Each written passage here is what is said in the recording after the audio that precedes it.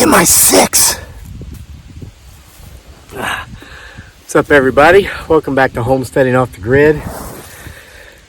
As you can tell by looking behind me there, I hauled and split 2 truckloads of firewood today. Stacked one of them. Got to stack the second load here. I need to take a break before that happens, and well, thought about taking a nap in my hammock, but I'm not going to do that because I have reason to believe that daggone hammock just might be haunted or accursed or something. You'll understand what I'm talking about here in a minute because I'm fixing to get to it. Being that this is the last day of September, got a lot of work to do here coming up, and I ain't just talking about stacking this firewood, but I'm talking about getting out here every day and telling these stories. These stories from October nights too. 31 more tales for the Halloween season. Now, I've been pitching these books. You can get them on Amazon and print or Kindle. You can get them with an autograph from our Etsy store. The links are in the description box below. I'd like to sell all the books I can. I sure can use the money. But I'll tell you, if you don't got the money to buy them, you just keep coming back to this channel here on YouTube, because every single night this upcoming month of October, I'm going to read you every single story from this book. I'm going to start here today, very tail end of September, with the first one. You're going to understand why I'm just going to sit here in the shade on the ground, take my rest before I stack this wood, because I ain't sleeping in that hammock. It's a story called A Place for Everything. It's the first story in this book. Well, here we are with the sequel. And it's all because of either a prank my wife played on me or because of a dream that wasn't really a dream, but a message. Yeah, a message from that old scoundrel Jim Brown. No, not the retired football player. We covered that last time, remember? Jim Brown, who, as we know from October Nights Part 1, is the ghost of one of the original sharecroppers who lived in our house. It's nearly 120 years old as of this writing, or in this case, as of this reading. Sure, we found out all about Jim Brown and how he met his demise at the wicked hands of old Jessup. So what on earth would he be doing coming back around here for? According to him, it was to get me to write this book. This one right here. It's a picture of me and my beautiful bride dearly, aka Giggly Girl, there on the back. But I could tell by the way he wouldn't look me in the eye when he told me this at first, when he just showed up in the middle of this dream or whatever it was, that there must have been more to it than that.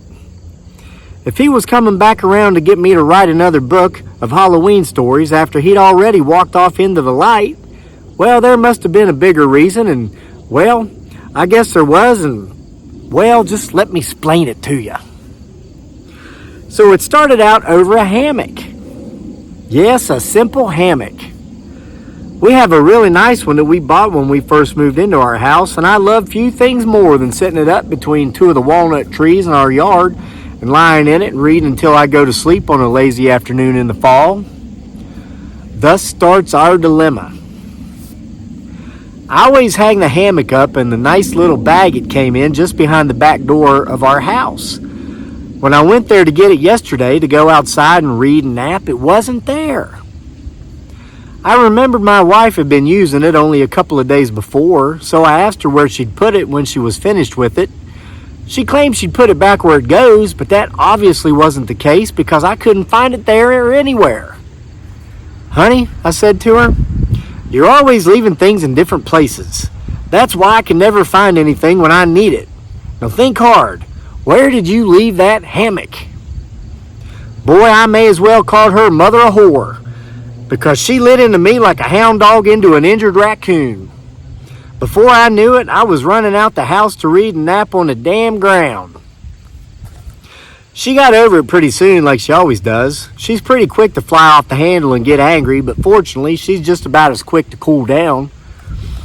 That night is when it happened, though. The dream, or the visit, or whatever it was I mentioned earlier.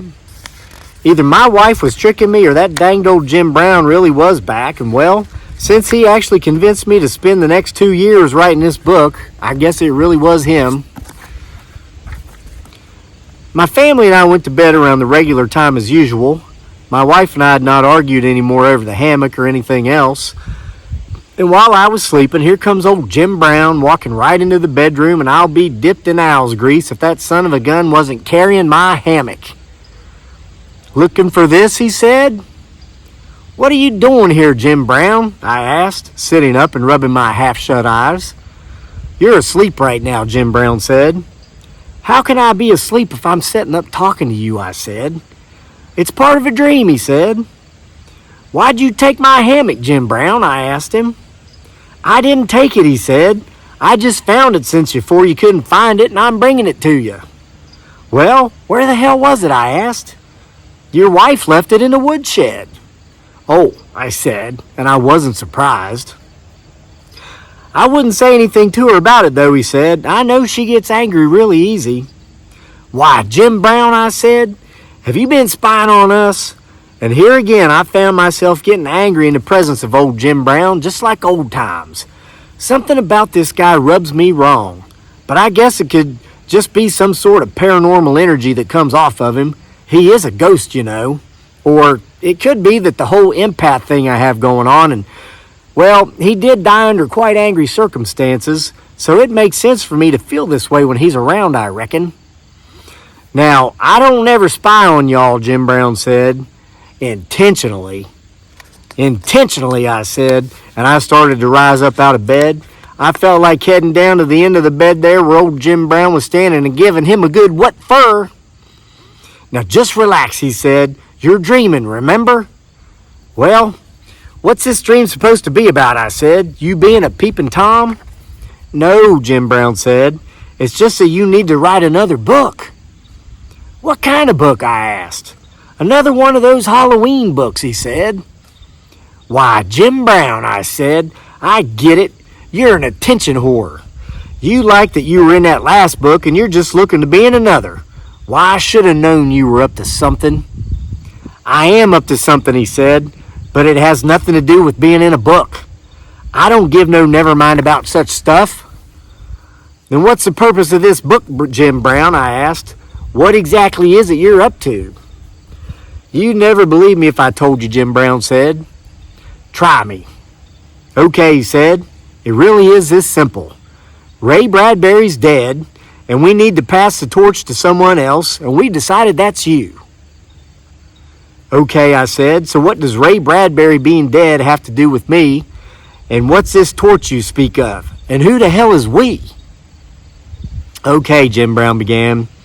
"October storytellers have been around long before Sam Hain itself." "Sam who?" I asked. Remember, I was still half asleep. Or, according to that old rascal Jim Brown, all the way asleep. "Sam Hain, you idiot! The original celebration of Halloween," he said. "Oh," I said. And folks, it's actually pronounced Samhain. But me and old Jim Brown, we are from the South. "And by we," Jim Brown continued, splaining, "I mean those of us who've been placed in leadership positions in the afterlife." "What?" I said. "You mean even in the afterlife there's a rank structure?"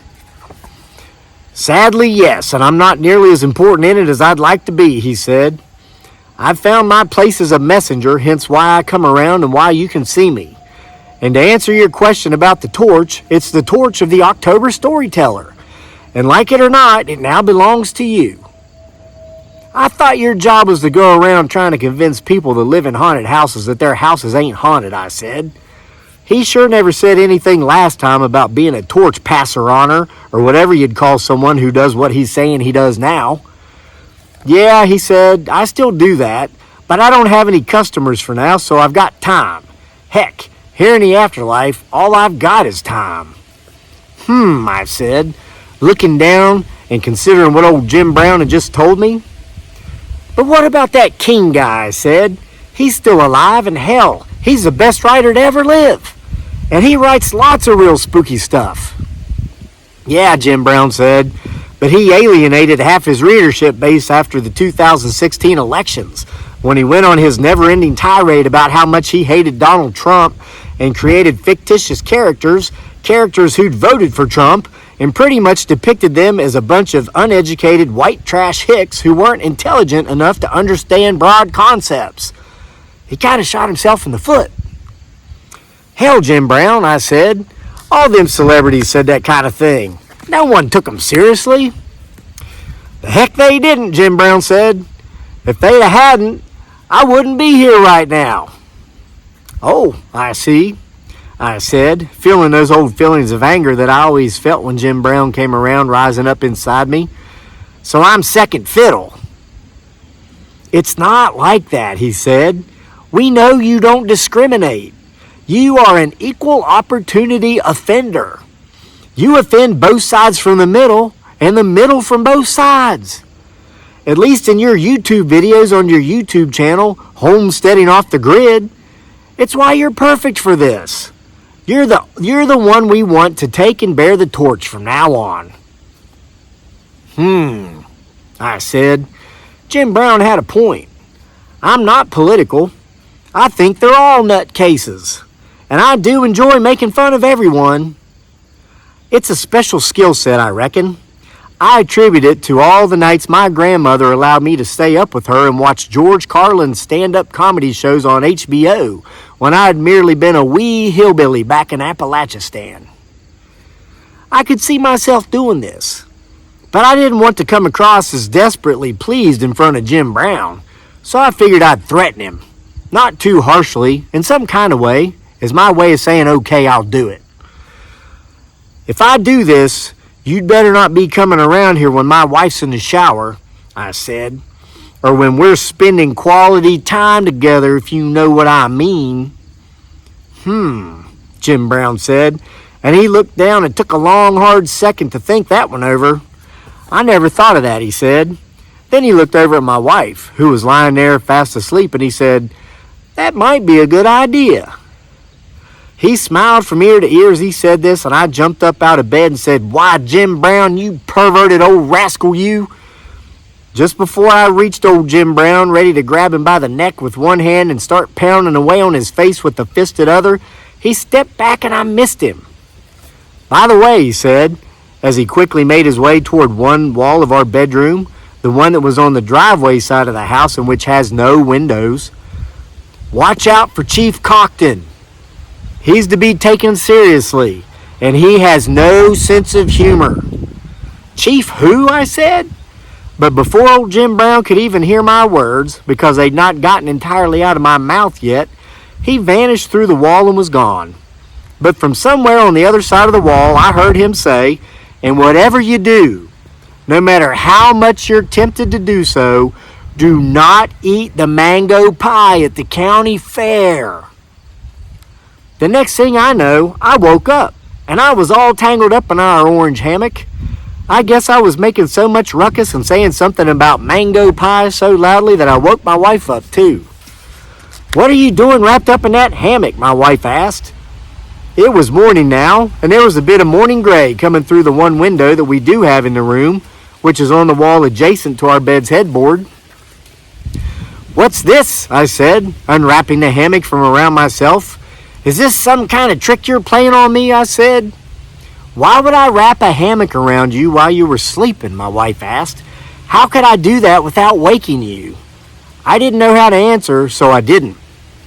Wait a minute, my wife said. Is that old rascal Jim Brown back? Yep, I said. Oh my God, my wife said, and she lay back down and buried her head in the pillows and blankets. I tried to explain why he'd come, and I asked her if I should believe him or not. And all she said was, you'd better go upstairs and get to work.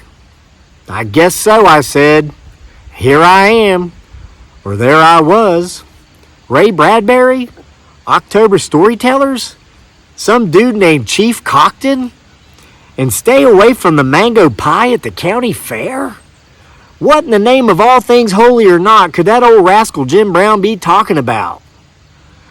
Let's find out. The end. Only for September, because as of tomorrow, it's October, and I'm coming at you with every single story in this book this month. We're going to find out who this Chief Cockton fella is, and we're going to find out about this mango pie at the county fair and see if we can avoid eating it. But until then, I reckon I got me some firewood to stack. So, I'll be seeing you in October.